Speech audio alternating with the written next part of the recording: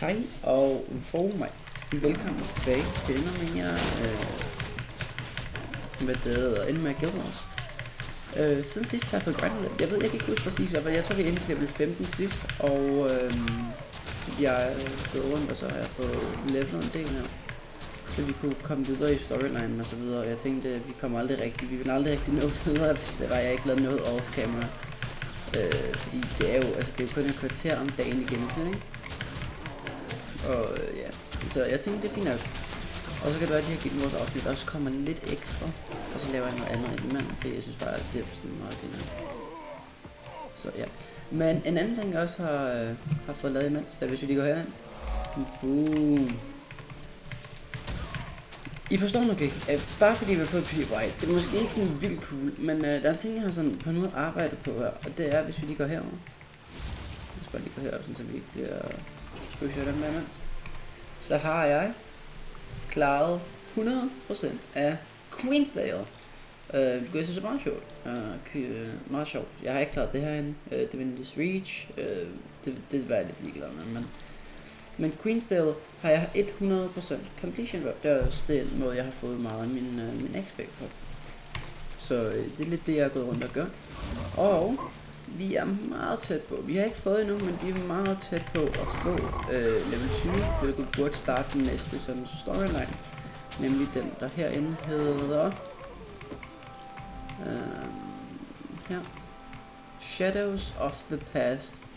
This episode will become playable at level 20. Så vi skal lige komme level 20, for vi kan jo spille med. Så det tænker jeg bliver meget cool. Så jeg har lige fået level op, og hvis I synes det er dårligt, så må jeg lige sige til, og eller andre ting, hvis I synes jeg skal streame, når jeg spiller Guild Wars, for jeg vil meget gerne streame det, hvis jeg har lyst. Lige nu optager jeg bare lidt forud, så fordi den her gang har jeg ikke mulighed for det, men jeg tænker meget gerne, at jeg vil streame mit level. Jeg tænker, jeg kunne være ret cool.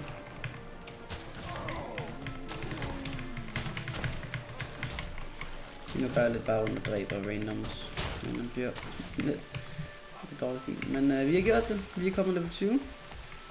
Og vi kan få ringe. Og vi har faktisk fået en sådan startring her. Med power. Så det synes jeg er virkelig, virkelig cool faktisk. Det synes jeg er rent faktisk. Nice. Og så en anden ting. Jeg har ikke brugt dem her, men vi har 20 hero brands. Men jeg venter til vi kommer i level, jeg tror det er 21 vi skal være for at komme her. Not enough hero points, ja, fordi man skal være level 21 for at kunne bruge det her, tror jeg. Så vi skal lige komme level 21, så vi bruge den. Queensland not completion. Og vi har også fået nogle rewards til den her vase. Ligegyldigt den der. Charles that can be spent in the wardrobe. Ja, meget cool. Og 40 copper også. 1000 experience og 10 sølv. Det er bare dårligt rewards, men det er fint. Recommendation der. Og det er rigtig cool. Vi har også fået en del penge. Vi har fået solgt meget items. Vi har 1,5 guld. Hvilket er en god del. Og ja, jeg har også fået sorteret lidt ud af tingene. Vi har også fået den her. Jeg ville bare ikke bruge den med det Black Lion chest. Så vi kan vælge mellem a Black Lion statue, double click to exchange for items available in Black Lion's chest, eller use to unlock exclusive Black Lion's chest red dice, or use to combine several canisters and upgrade their rarity. Så jeg tænker, vi skal prøve at, jeg ved ikke, hvordan det fungerer. Vi skal roll en dice eller noget måske. These items are new, så vi fik de to, og så har vi også fået Revive Orb, double click to consume orb, den er meget nice, og Black Lion Material Bag. Contains a selection of crafting materials, hand selected for quality by highly trained Black Lion buyers, or gathered by licensed Black Lion hunters from all across the world. Nå. Det er da voldsomt cool. Så det må vi også få. Vi har fået de her to, jeg tror ikke vi fik de andre, jo vi fik den der. Vi har fået 2 revive orbs, det er lidt irrelevant, fordi low-key ikke, vi er mega broken i forhold til det. Ja, vi er level 20 i de her level 13 områder, og vi tager ikke engang damage i de her. Det er basically free, jeg ved ikke, jeg tror de har failet lidt på level scaling. Men i hvert fald, jeg har fået markeret hele Queensdale ud, og vi har faktisk også klaret alt, der overhovedet er i Queensdale, hvilket jeg selv synes, det er ret cool. Det er faktisk meget nice lavet. Jeg ved faktisk ikke, hvorfor jeg TP'ede her til. Jeg tror bare, at jeg kan TP direkte hen til selve kosten, fordi vi er enige om, det her det er bare entrance'en. Ja, så hvis jeg bare TP'er hertil. Ja. Så burde vi ikke godt. Det koster lidt at TP rundt, men det sparer altså sådan lidt flere minutter eller sådan noget, så det er ret worth it. Men jeg vil gerne jeg skal gå ind.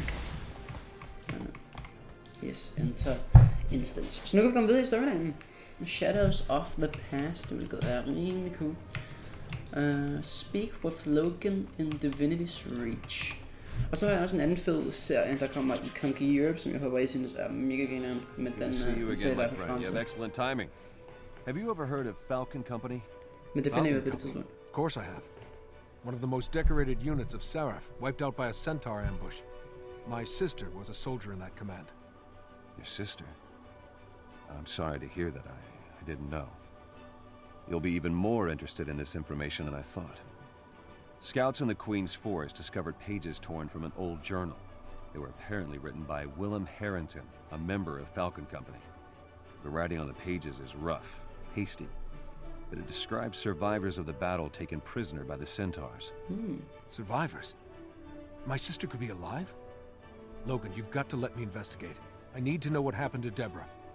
I thought you'd feel that way.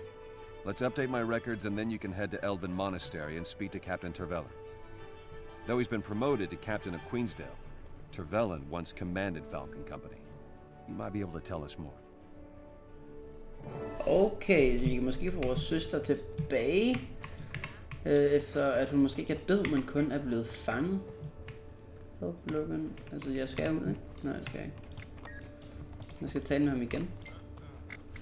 Falcon Company's record was largely destroyed by centaur raids. I'm trying to get a complete roster. Your sister was a Kraken descent. Yes, we're both Kraken. No, my sister and I actually were.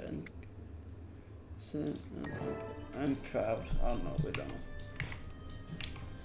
know. Nu skal vi lige The Monastery. Ja, det er det vel ikke. Det er vel bare Divinity's Reach, et eller andet. Vi skal hente et monastery i hvert fald, ja, jeg ved. Så jeg kan lige hente der. Og så ses vi igen 2 sekunder, for at prøve at se, om vi kan komme ud på at finde vores søster. Og vi tager til at fortsætte The Fall of Falcon Company. Ask Captain Tervellen about Falcon Company. Som er... Ben? Ja, det står der på noget. The Hero of Shamor. Jeg synes, jeg bliver lidt glæst her, men jeg tager det. Jeg er faktisk meget glæst, ikke bare lidt. Jeg er virkelig glæst. Det er fint. Den her bjørn, by the way, jeg har fundet ud af, at man kan give den et navn. Man kan give den et navn. Jeg ved ikke, hvad jeg skal kalde den endnu. Jeg optager et par videoer frem, men hvis jeg ikke har noget at kalde den på det tidspunkt, så kan jeg jo skrive i kommentaren, hvad jeg synes, den skal have.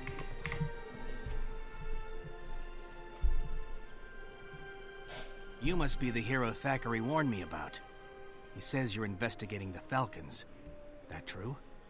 Yes, Captain Thackeray said you'd help me. Have you heard anything about centaurs taking prisoners? Thackeray's been swaddled in the royal court for too long. He's forgotten how rough it is out here. You wasted a trip. Falcon Company is long gone. May Grinth have mercy on their souls. Go home, kid. You're in over... Centaurs! At the north gate! Get the monks inside! To arms!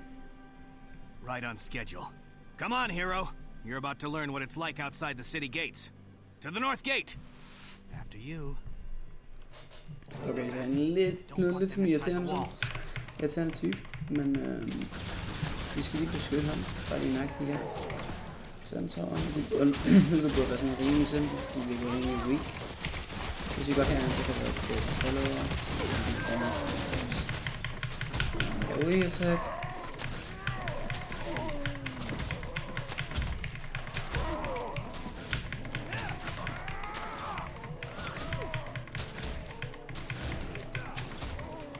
Hvordan? Der er sådan en død pres. Ja. Hvad er det så?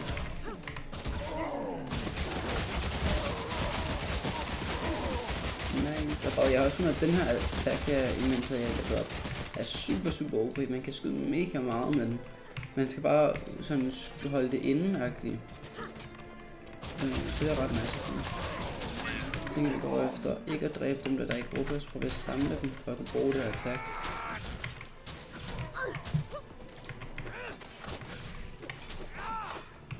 Sådan her.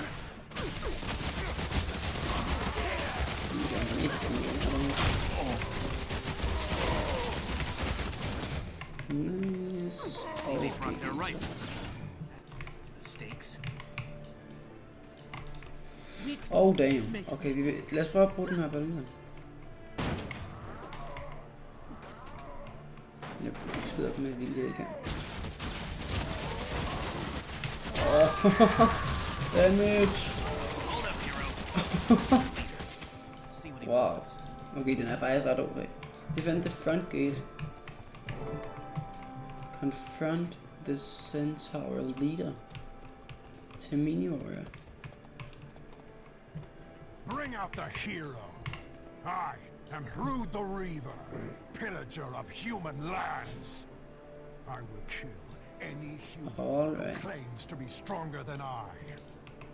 Let me see this great hero of Shabor I've heard has come to die beneath my hooves. Hello. I challenge you, hero of Shamor. Reveal yourself. Skal jeg sådan gå væk? Gå hen? I need help over Du here. er i krig her.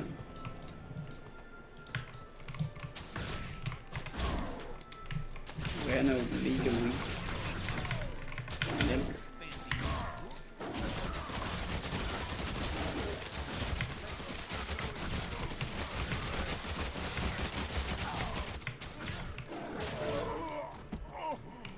I'm sorry, bro.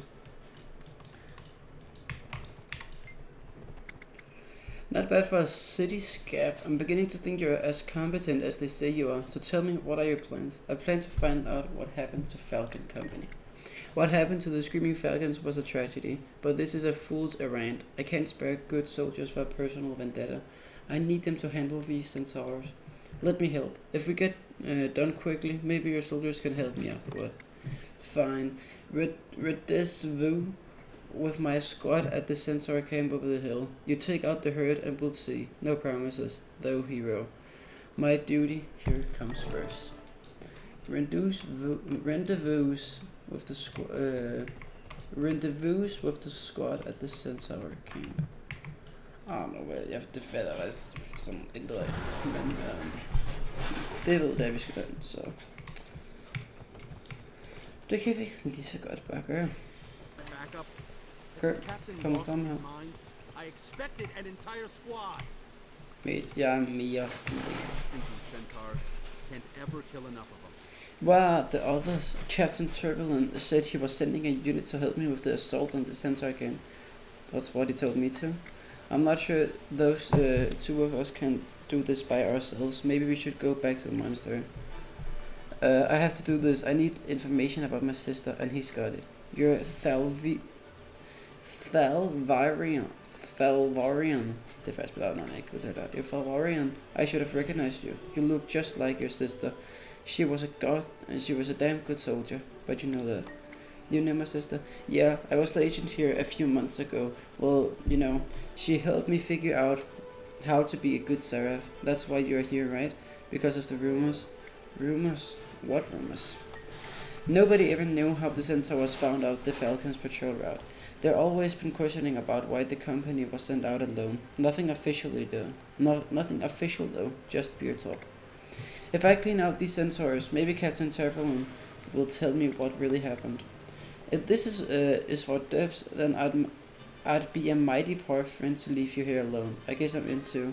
May Dwayne protect us. Smash weapon racks to destroy to draw out marvels to Emperor. Det er ikke der.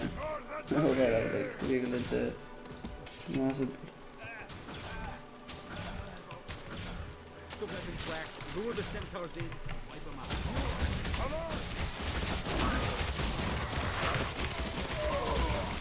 Lad os se, hvor OP den er. nemt.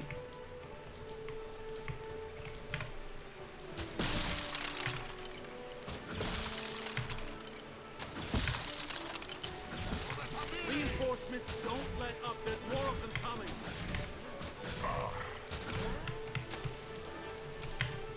Nice. Det har været sådan rimelig simpelt der. Defeat Malice the Impure.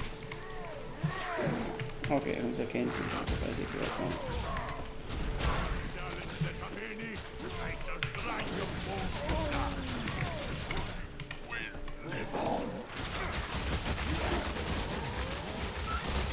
Running out of endurance.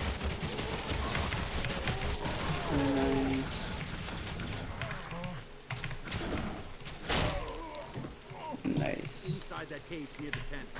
You might find prisoners belonging inside that cage near the tent. Check it out, I'll cover you. Maybe. Altså, jeg tror ikke, du forstår. Jeg har ikke din hjælp. Search the camp for clues. Jeg kan der...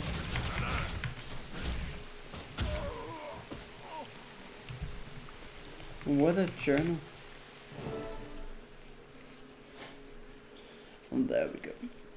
The only reason I followed you in there was because you're you. I didn't even think we'd survive, but you were great. Hey, what did you find? A soldier's journal, half buried in the cage. It has the Falcon Company insignia on it and a list of survivors inside. My sister's name is there. Damn. Deborah. I thought Captain Trevelyan said there were no survivors. Trevelyan may be lying to cover his tracks. The book accuses him of setting the company up to be attacked by centaurs. Wow. I don't know what to think. Trevelyan, a traitor? You don't think he sent us out here alone to die, do you?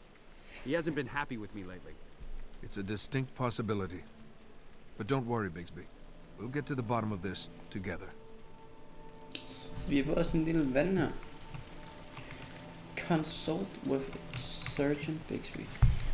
That was awful. They've been keeping prisoners by all goods these animals will pay. The centaurs will get theirs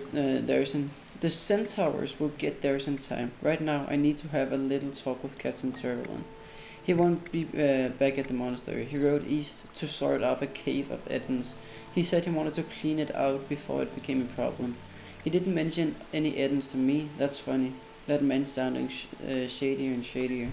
Wait, what are you going to do? You have to think this through. I'll do whatever it takes to find my sister. We're being tied with. I'll find out what happened to my sister, no matter what I have to do. Deborah may be out there, waiting for me to find her. I can't stop looking. Increases dignity, increases ferocity. That's what I'm not. The way I see, you have two options. Tell your friend, Captain Thackeray, what we suspect, but then Trevelyan might get away. Or we could confront Trevelyan directly without backup. I'm gonna find a story. Good idea. You do that. I'll find Trevelyan. So, select your report. Power. Nå, det er den samme sted som planen, den skal være. Det var sådan, den er ikke bedre. Lad os tage den der. Whatever. Nå, vi er level 21 nu, og vi har de her nye sådan skills. Vi har marksmanship. Her der kan vi. You and your pet inflict vulnerability with your first strike when entering combat. Gain swiftness when swapping weapons in combat. You recover endurance more quickly.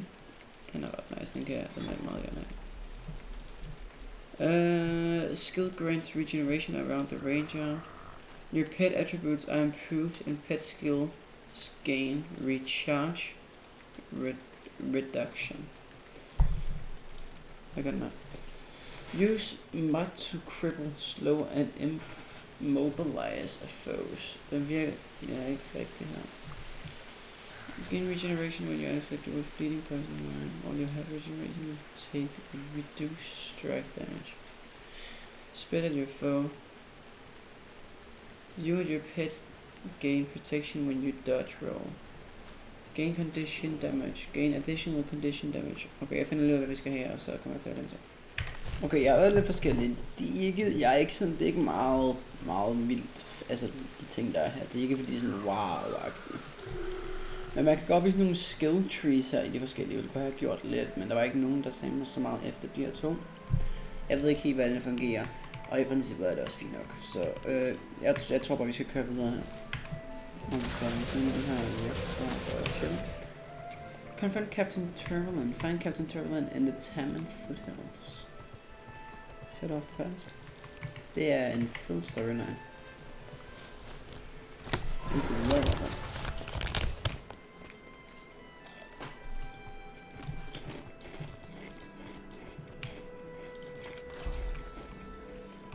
Hero parents, specializations. Prisoner unlock, ja det er det der. Og specializations, det er hvad?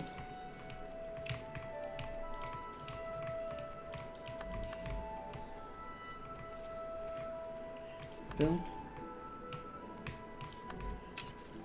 Specialization her. Dem her. Nå, hvad er det der med? Nå, jeg forstår. Trades. Jeg er med. Jeg er med.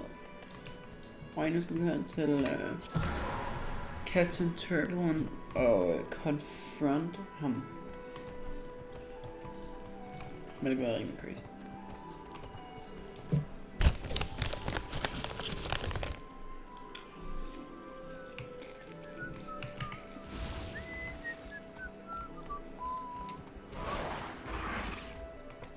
Men jeg havde ikke forventet, at han ville sådan betray os på den måde.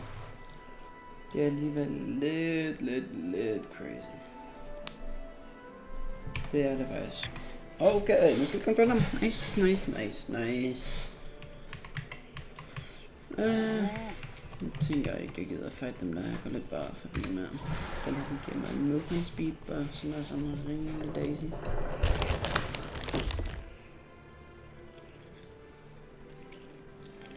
Jeg blev lost in now.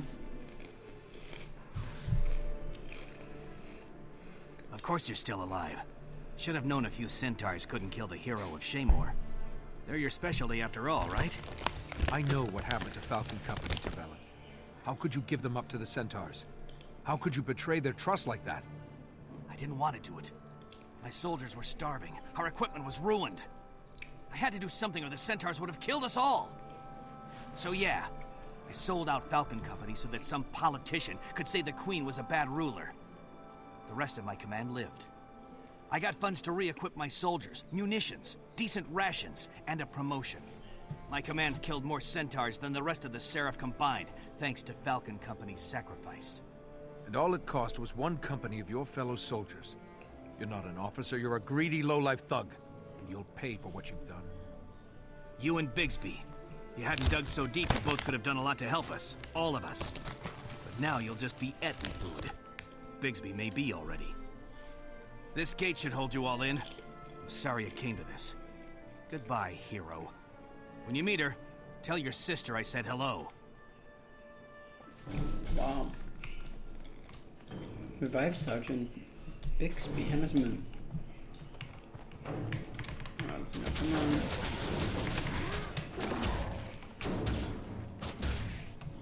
Han er simpelthen købt.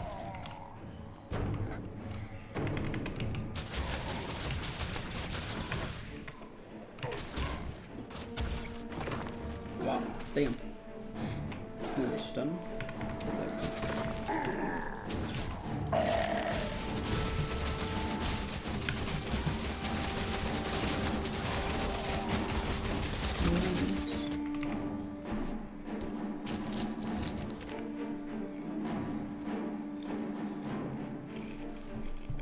Alright, now, revive again. Destroy the gate and escape the cave.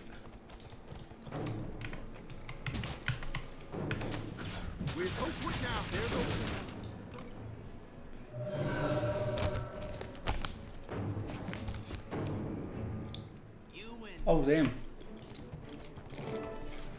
Hey, are you all right? Fine, Captain Thackeray. I'm glad you're here. Revellin's a traitor. On top of 2 fresh counts of attempted murder, he was the one who betrayed the Screaming Falcons. Bixby's letter said as much. And Tervellin kept insisting no one was in the cave. But too strongly for me to believe him. I'm glad you made it out. Captain, I think Tervellin knows something about the survivors of Falcon Company. I need to ask him a few questions. By all means. Anything he can do to help redeem himself would be in his best interests. Life in prison can be rough on a traitor. You hear that, Tervellin? You'd better answer my friend's questions. It's a long way to prison, and the road could be very uncomfortable.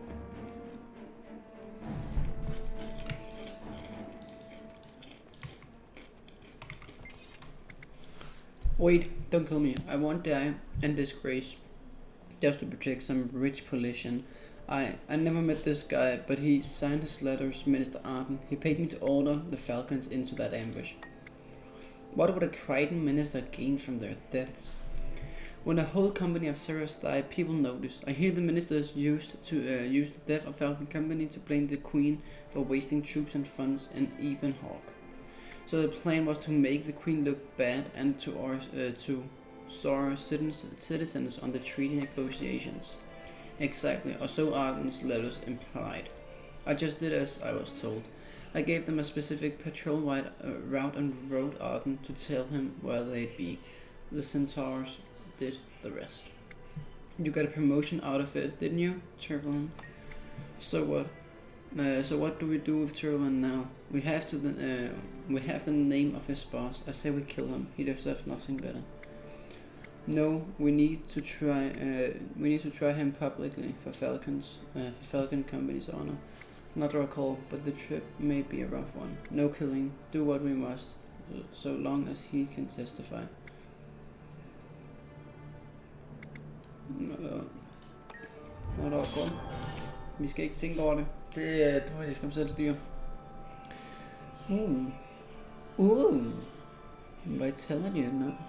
Power den her. Så der er den samme bue her. Og det er en longbow, som giver lidt mere damage.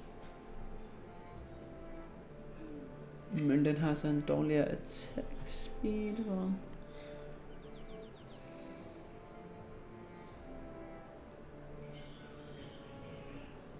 Jeg tager longbow. Jeg ved ikke, hvad der er bedst, for det er helt ærligt. Og lad os gå hen og få den equipped. Og så skal vi have givet den, vi kan give den her. Nå, det var til, kan man, nej det kan man ikke, nice. Men hvis vi ser mere af Guild Wars 2, så må I meget gerne smide like, et subscribe, skrive en kommentar, alt det der, det vil jeg blive mega glad for.